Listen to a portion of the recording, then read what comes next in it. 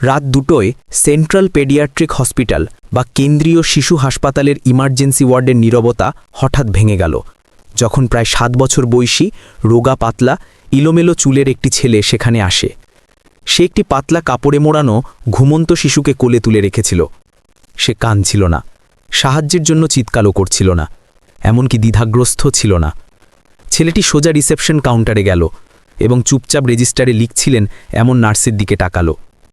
Nurse মাথা তুলতেই কিছু জিজ্ঞাসা করার আগেই ছেলেটি তার চাপা স্বরে বলল, আমার সৎবাবা আমার বোনকে মেরে ফেলতে চায়। এই একটি বাক্য কক্ষের বাতাসকে যেন থামিয়ে দিল।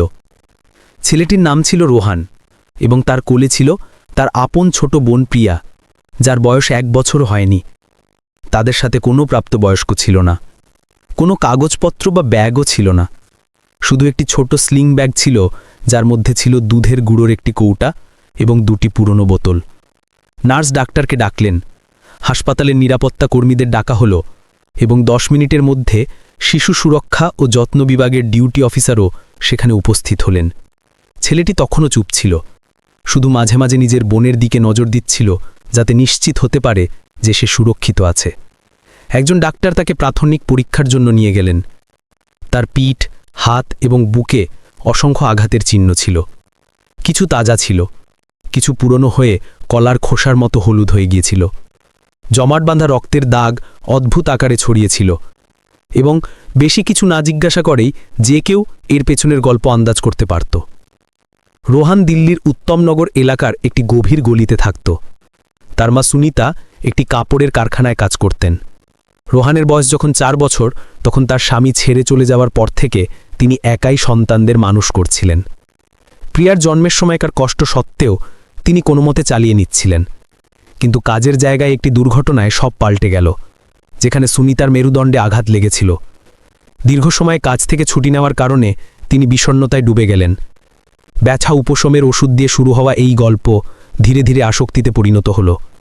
এই সময় বিক্রম নামের একজন লোক তাদের জীবনে আসে, যিনি একজন পরিচিতর ব্যবসায়ী বন্ধু ছিলেন।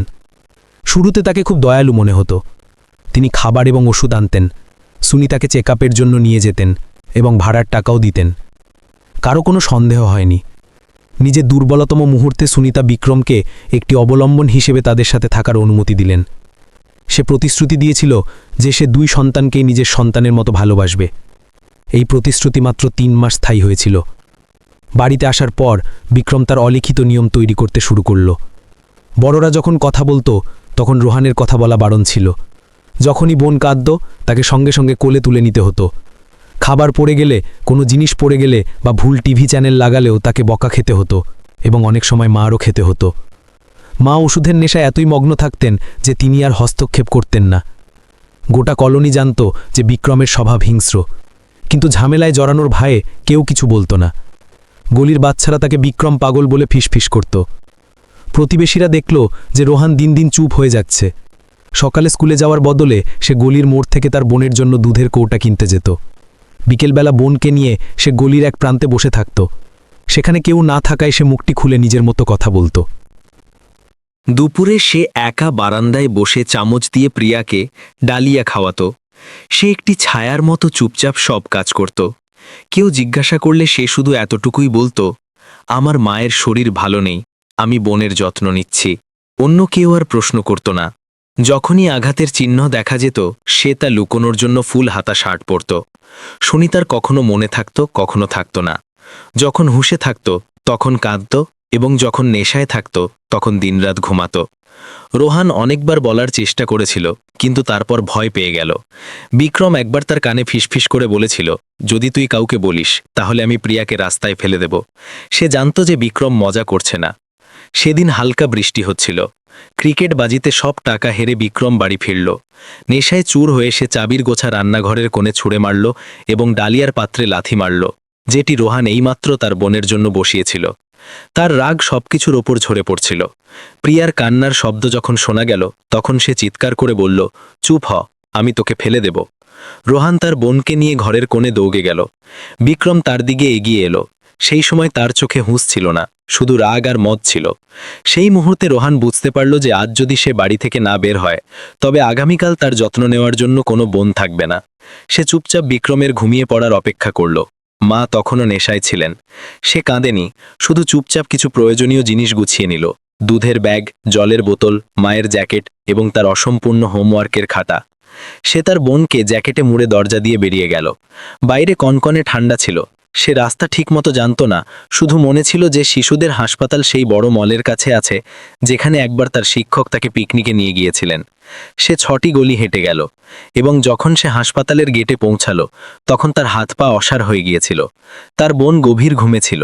সে জানত না যে কি বলতে হবে, শুধু জানত যে এই একমাত্র জায়গা যা প্রিয়াকে রক্ষা করতে পারে। এরপর তার সাথে যা কিছুই হোক না কেন, তাতে কিছু যায় আসে না।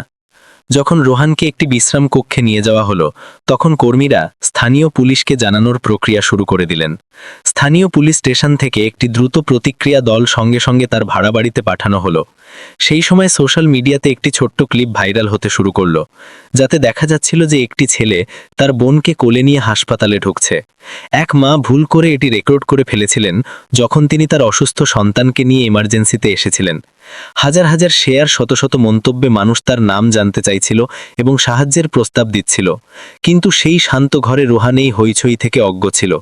সে তার বোনের দিক থেকে চোখ না সরিয়ে বসেছিল, চুপচাপ প্রিয়ার প্রতিটি শ্বাসের উপর নজর রাখছিল, যেন সে এখনও বিশ্বাস করতে পারছিল না যে এখন থেকে তারা দুজনেই নিরাপদে থাকবে। সেই রাতে দিল্লি স্বাভাবিকের চেয়ে বেশি ঠান্ডা ছিল, কিন্তু হাসপাতালের একটি ছোট কোণে দুটি শিশু এইমাত্র একটি দুঃস্বপ্ন থেকে বেরিয়ে এসেছিল, এবং যদিও তারা জানত না যে ভবিষ্যতে কি অপেক্ষা করছে, অন্তত তারা প্রথম পদক্ষেপটি নিয়েছিল।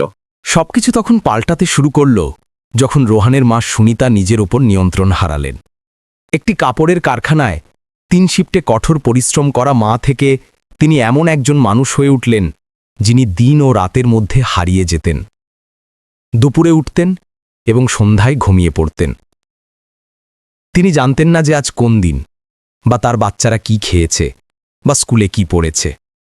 এই সব শুরু হয়েছিল কাজের সময় পিছলে গিয়ে মেরুদণ্ডে লাগা ব্যথা থেকে। তারপর 3 মাসেরও বেশি সময় ধরে ব্যথা উপশমকারী ওষুধের কোর্স চলল।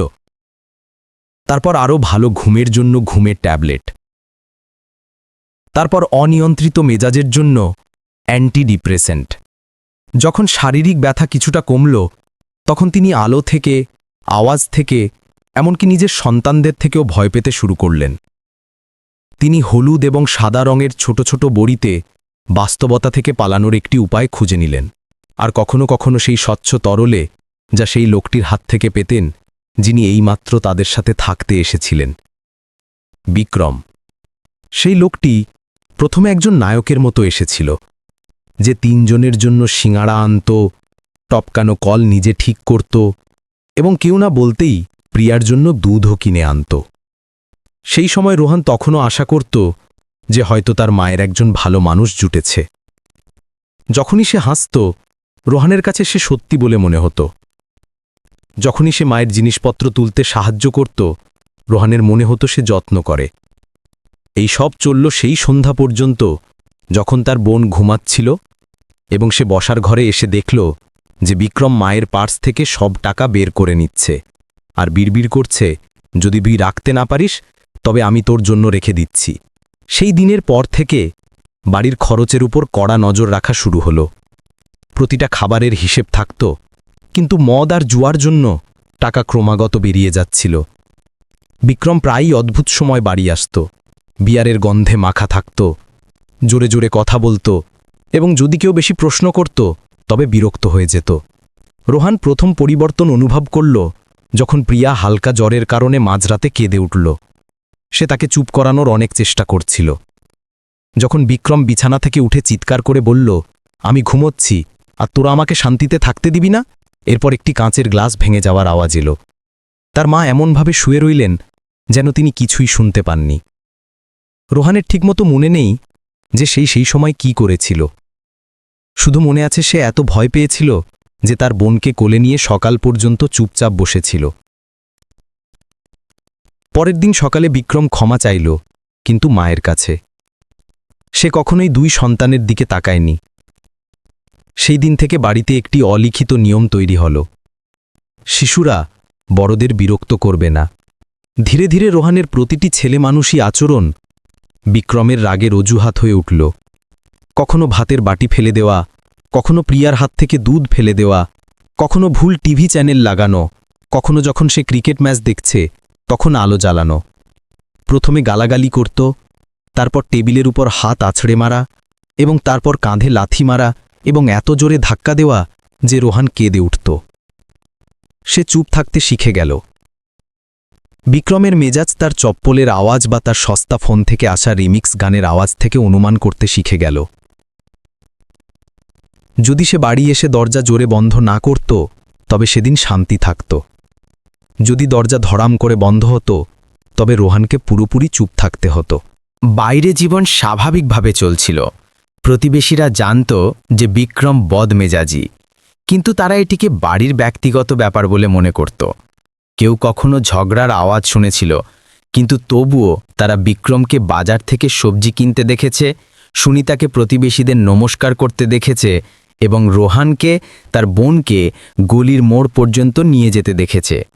কেউ ভাবেনি যে সেই স্কুল ইউনিফর্মের নিচে, সেই টুপির নিচে নীল কালো আঘাতের চিহ্ন রয়েছে। রোহান তার শিক্ষককে বলেনি, সে তার বন্ধুদের বলেনি। শুধু একবার যখন পিটি স্যার তার কবজিতে আঘাতের চিহ্ন দেখলেন, তখন রোহান বলল, আমি সিঁড়ি থেকে পড়ে গিয়েছিলাম। সে এত সহজে মিথ্যে কথা বলেছিল যেন নামতা পড়ছে।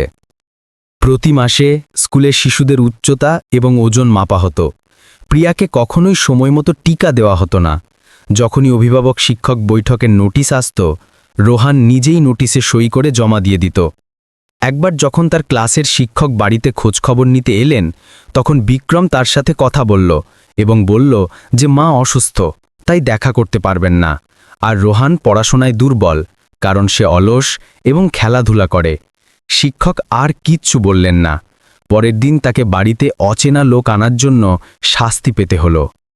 প্রিয়া দিন দিন তার ভাইয়ের সাথে আরও বেশি জড়িয়ে যেতে লাগল। সে বড়দের ভয় পেত এবং রোহান ছাড়া কারো কাছে যেত না। একবার বিক্রম তাকে কোলে তোলার চেষ্টা করেছিল যখন রোহান ডালিয়া বানাচ্ছিল। প্রিয়া এত কাঁদল যে তার শ্বাস আটকে গেল। সে তাকে গদির ওপর ছুঁড়ে ফেলে দিল এবং গালাগালি করল, কেমন বাচ্চা এটা, কুকুরের মতো। রোহান দৌড়ে গিয়ে তার বোনকে জড়িয়ে ধরল, যে তখনও ভয় পেয়েছিল।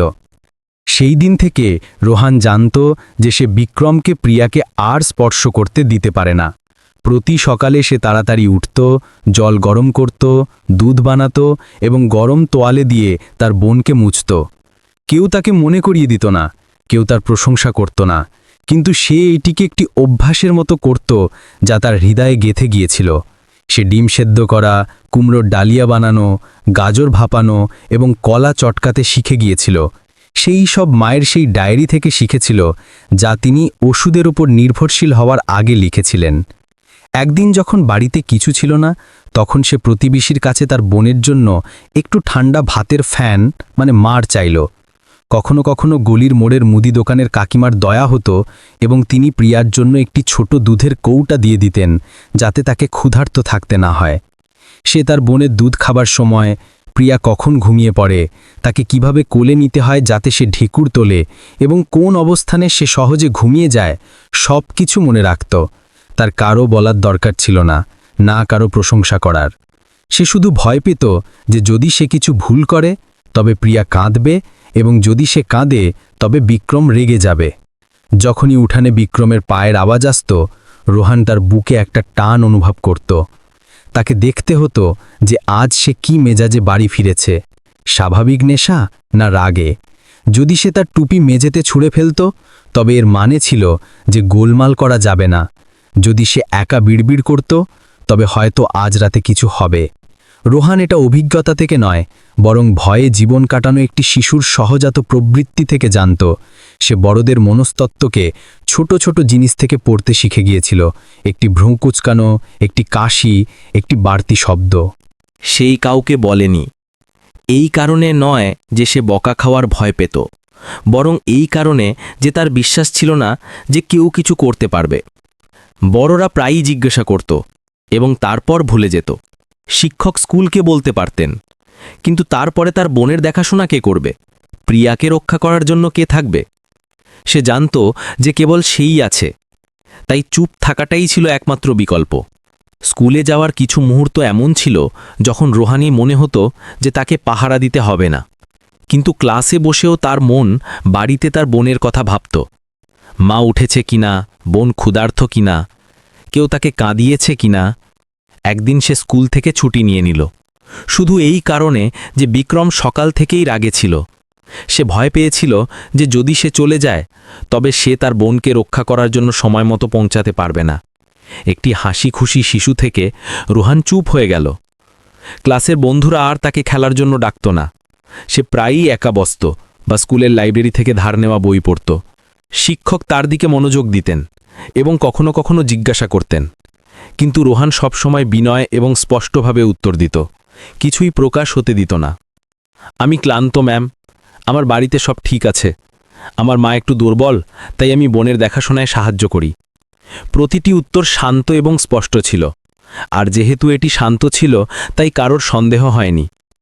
শুধু একবার টিফিনের বিরতির সময় ক্লাসের শিক্ষক ক্লাসে এলেন এবং দেখলেন যে রোহান কোণে পেট ধরে বসে আছে।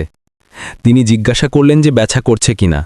সে মাথা নেড়ে হ্যাঁ জানালো, কিন্তু তবুও তিনি তাকে মেডিকেল রুমে শুইয়ে দিলেন। সেই দিন তিনি বাড়িতে ফোন করলেন এবং বিক্রমই ধরল।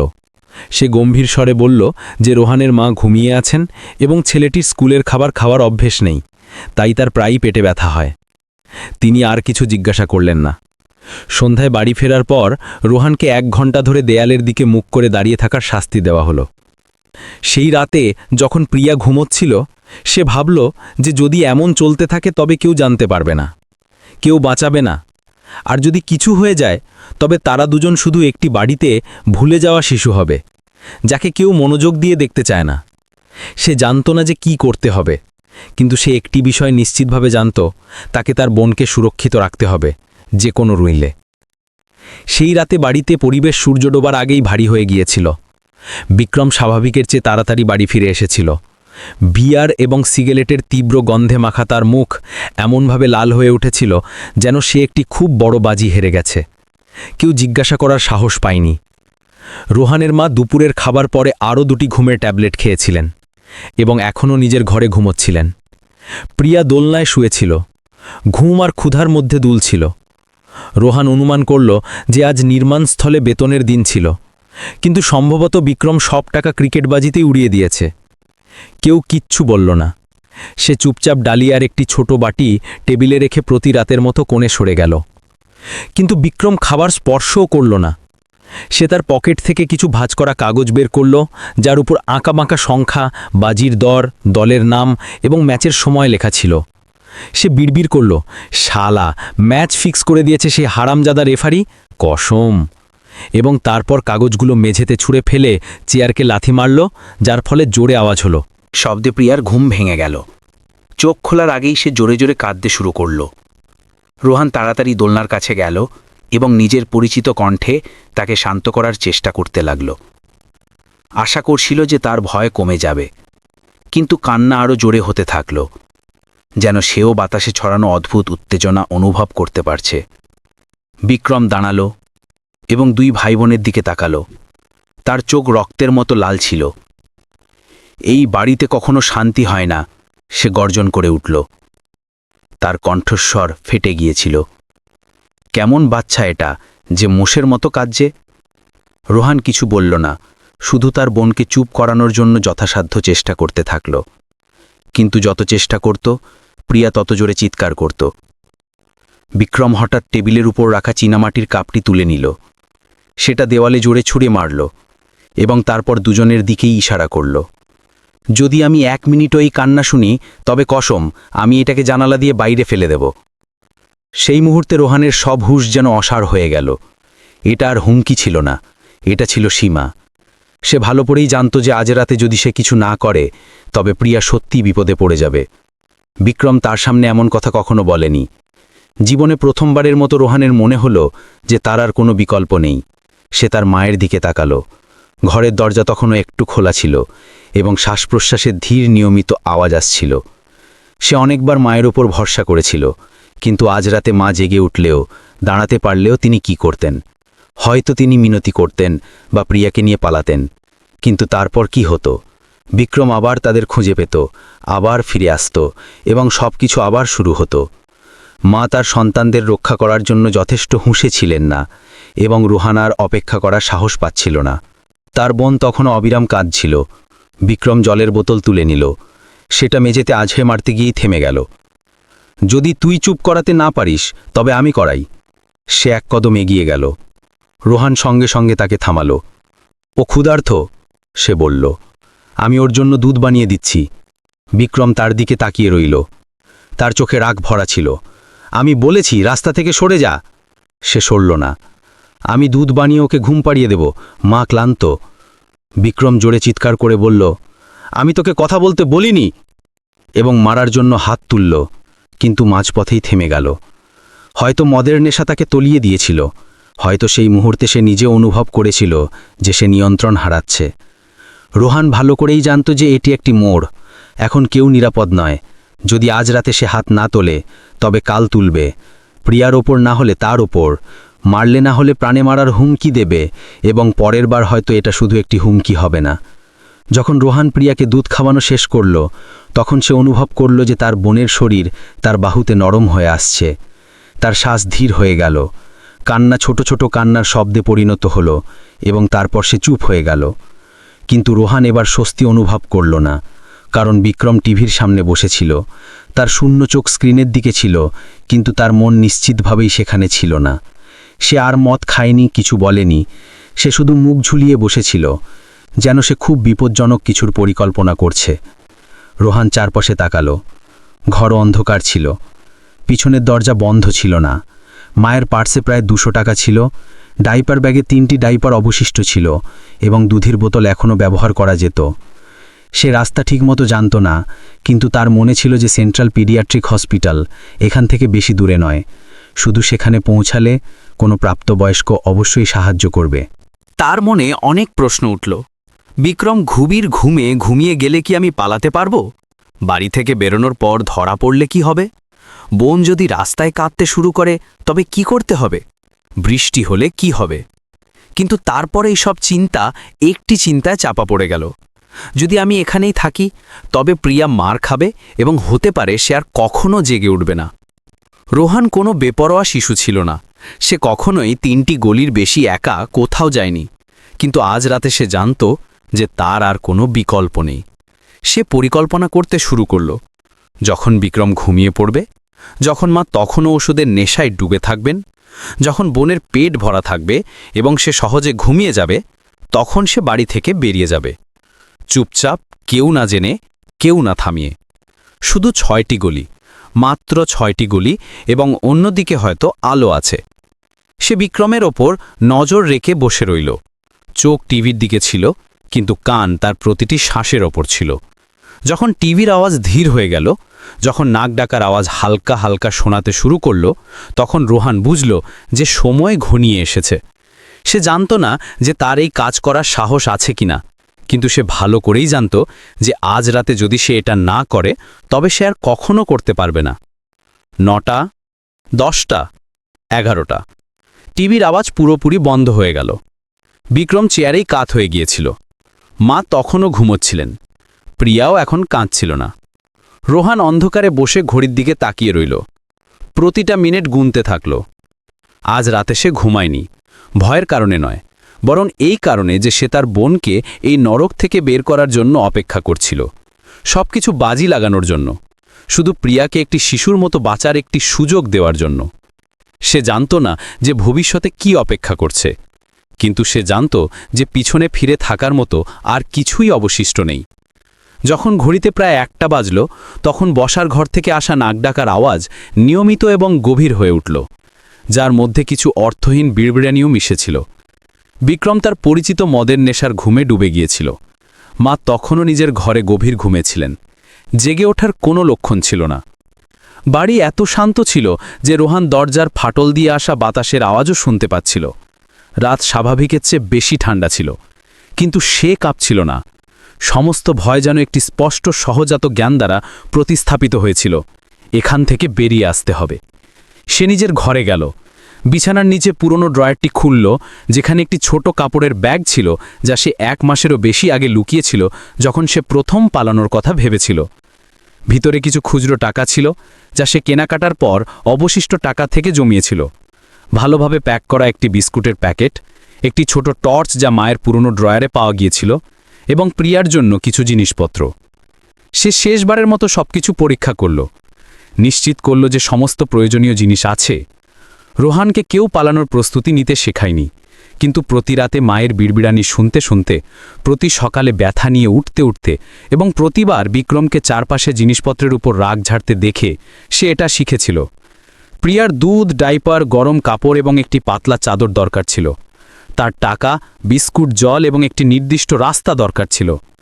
6টি গলি একজন প্রাপ্তবয়স্কর জন্য বড় ব্যাপার ছিল না, কিন্তু রোহানের মতো একটি শিশুর জন্য প্রতিটা পদক্ষেপ ছিল একটি চ্যালেঞ্জ। সে জানত যে সে ক্লান্ত হয়ে পড়বে, তার ঠান্ডা লাগবে, সে ভয় পাবে, কিন্তু সে এটাও জানত যে যদি সে আরও একটা রাত অপেক্ষা করে তবে হয়তো অনেক দেরি হয়ে যাবে।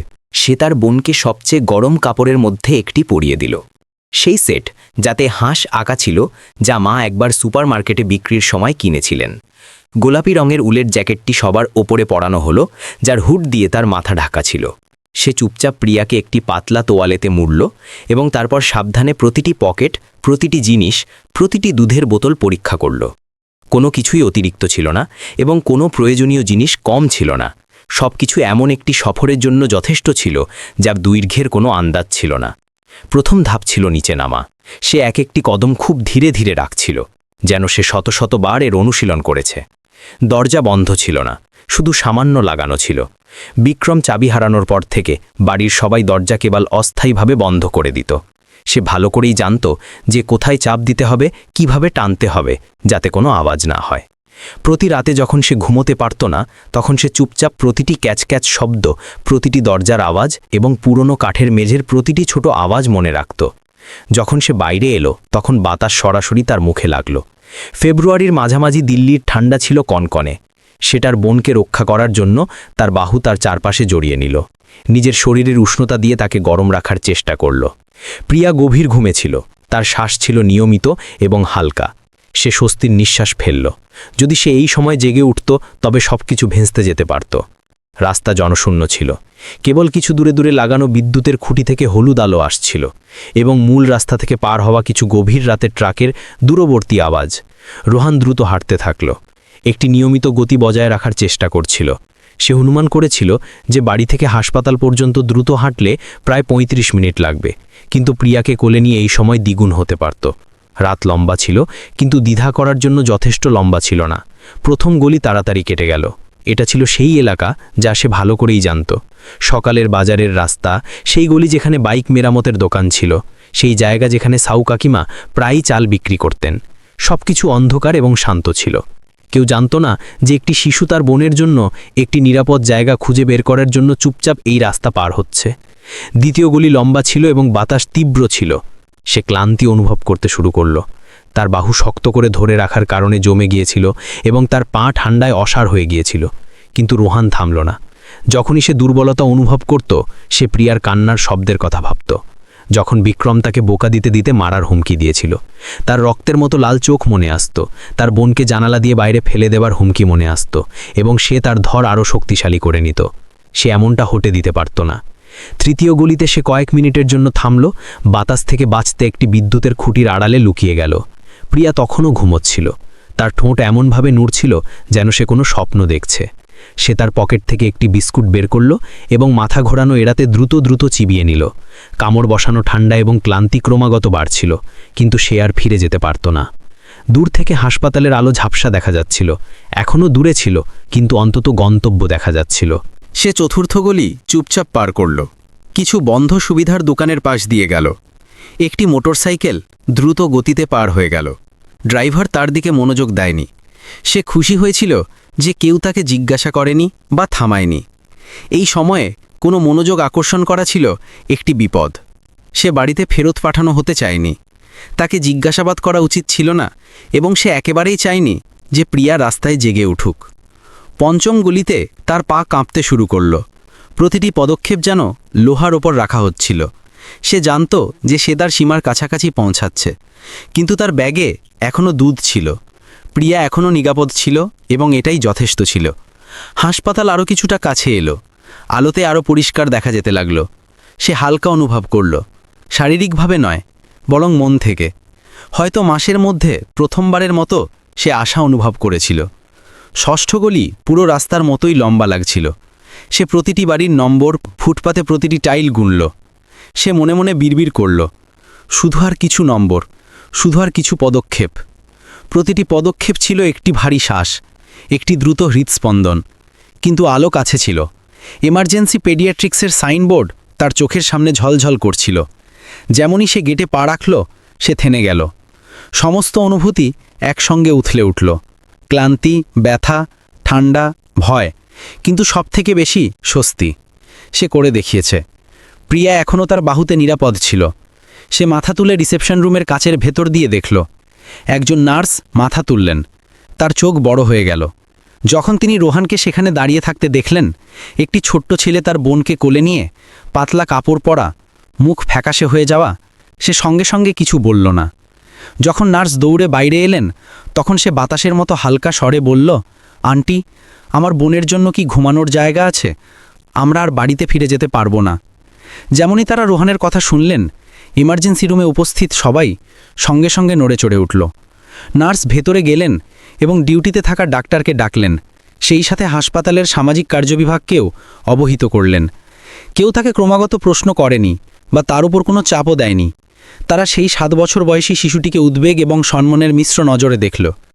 একটি শিশু যে দিল্লির মাঝরাতে তার বোনকে সাহায্যের জন্য নিয়ে এসেছিল, না কেঁদে, না ঘাবড়ে।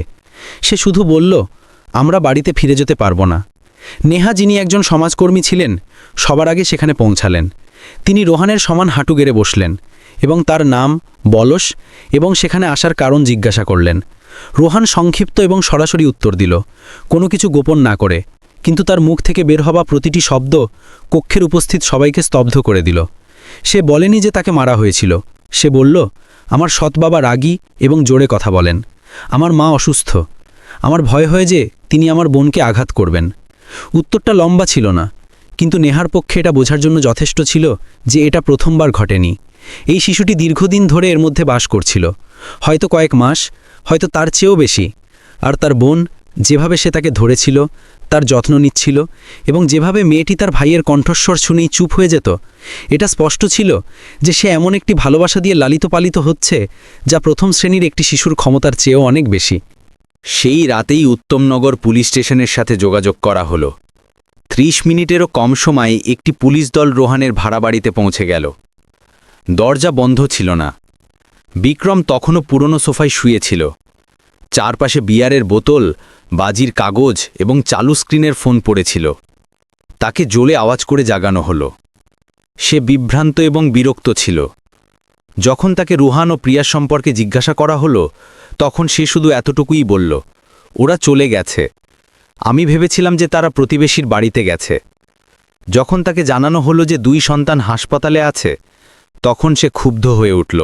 আমি তাদের পালন করি, আমার তাদের উপর অধিকার আছে। এই বিবৃতি রেকর্ড করা হলো এবং একটি রিপোর্ট তৈরি করা হলো। সেই রাতেই তাকে জিজ্ঞাসাবাদের জন্য স্টেশনে নিয়ে যাওয়া হলো। তখন সে উপলব্ধি করল যে এখন তার নিয়ন্ত্রণে আর কিছুই নেই। হাসপাতালে ডাক্তার 2 ভাই বোনের স্বাস্থ্যের পরীক্ষা করলেন।